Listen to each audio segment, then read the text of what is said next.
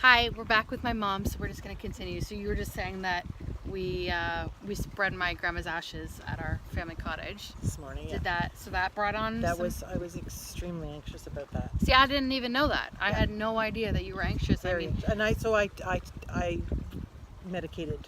Oh, see, I didn't even know that either. Yeah, and I used to hide that too, and like even from my husband and my family, I was ashamed of it, but I'm not anymore. Well, there's nothing to be ashamed of. No, there isn't. There really isn't, right? But again, there was that stigma. Oh, yeah. And I think that stigma is still there, for sure. I mean, it is. This is the reason that I wanted to do these videos. Like, if there wasn't a stigma, there would be no need for me to come on here and interview all these people saying all of these, all these people with different mental illnesses. And, yeah, so you're right. There is that stigma, for sure. Yeah. And I think, honestly, that anxiety, like people with anxiety, is a lot, I feel like it's very general, like a lot of people have anxiety now. Yeah, and there's a huge difference between having anxiety and having panic attacks. Right, yes. You know, and we all have anxiety. We all have daily stressors in our lives, and they cause us to be nervous or butterflies in our stomach. Panic is much more all-consuming. It's a loss of control. You usually, like some people, their heart rate increases. Some people have sweaty palms. I want to throw up, and because I am so afraid to embarrass myself by throwing up, it makes it worse. You know, I have gone to things where I was gagging, because I was panicking so bad. But I've also seen in some people anxiety manifests itself in anger. I've known a few people that you don't understand why they're so angry, and then you realize they're in the midst of a panic attack. They're having anxiety, but that's the way it comes across. That's just how they react. Manifests. Right. How it manifests up. Okay. I've never been angry, but I have seen it in a few people. Oh, I can totally understand that. Like, if you're really, really anxious and nothing's going your way and you're not in control, I could totally see that being like how it would manifest in me. Well, not right now. I mean, when I get anxious, I kind of shut down, I feel like. Did you feel like that too? Well, it's a loss of concentration and focus. Oh, for sure. It takes over, and you can't see what's right in front of you. And the thing that is really weird about it is that you, logically, your brain is saying there's nothing to be afraid of in this situation, but you can't seem to tell your body. Yeah. It's like you're stuck. You can't. Yeah. Right. Well, and another coping mechanism that I found extremely helpful is in unfamiliar situations, I try and find out as much as I can before I go into that situation. Oh. That trip to Disney that we took, I read everything I could. I knew where every ride was. I knew which lines to get into, which rides had the longest lines, where all the bathrooms were, that kind of thing. Wow, good for you. I never thought about that. I have anxiety right now about our upcoming flights, and it's actually not about the flight at all. It's the airport, and all the crap you have to go through to get on board a plane. Absolutely.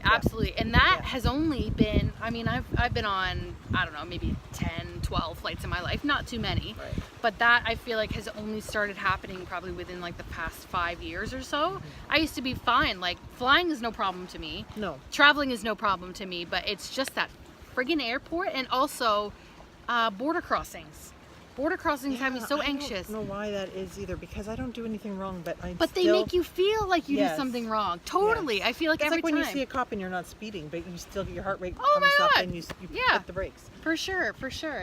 And I was just gonna say before, I was thinking like that's how you know that anxiety is like a mental illness and like it's all chemical in your brain, because like you said, you can say to yourself, I'm fine. There's nothing wrong with this situation, but your body can totally not understand that. Right. So I feel like that's a pretty... And like in a panic attack, your body, your serotonin level is low, which is a calming drug in your brain, but also your adrenaline levels actually spike.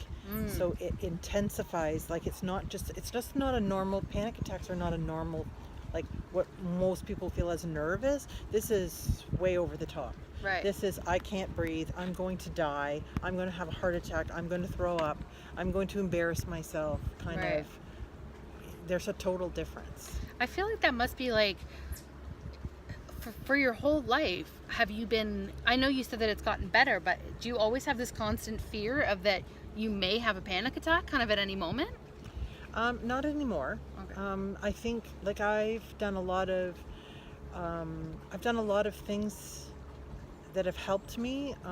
Meditation, the breathing. I have a lot of go-to coping skills now, so I'm not as afraid. Right. Yeah, I'm still afraid, but it's not a daily thing. Right.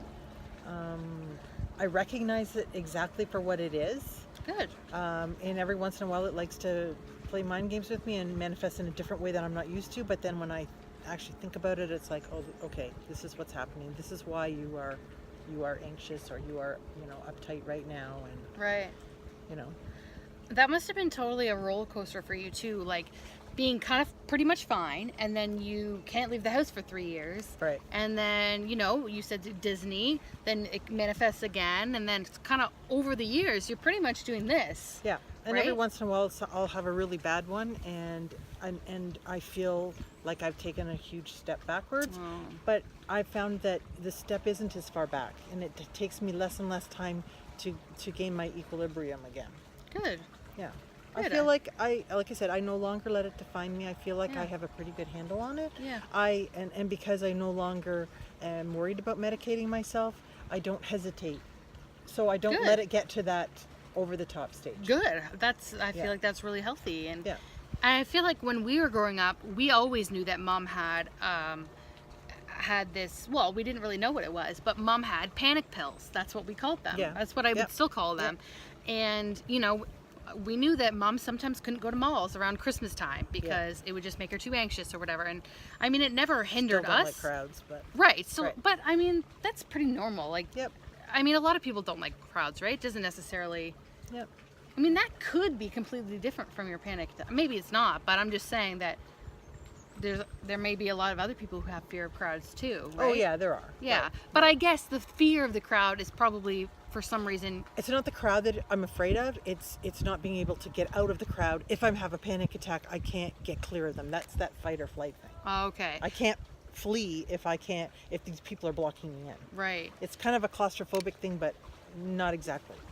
Right. It's And like fear of the marketplace. If the marketplace is crowded and you can't get out. okay. See, I just don't even think about stuff like that. Right.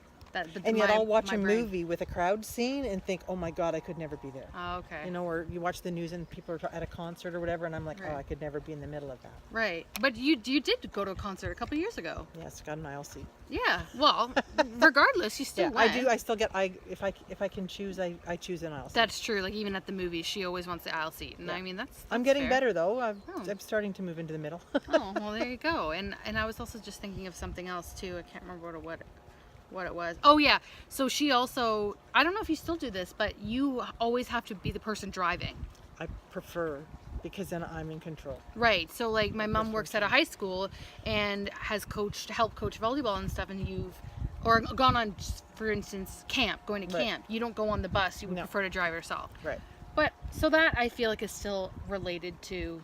Yeah, I still have. There's still things that Yeah. I prefer not to do. Some things I avoid.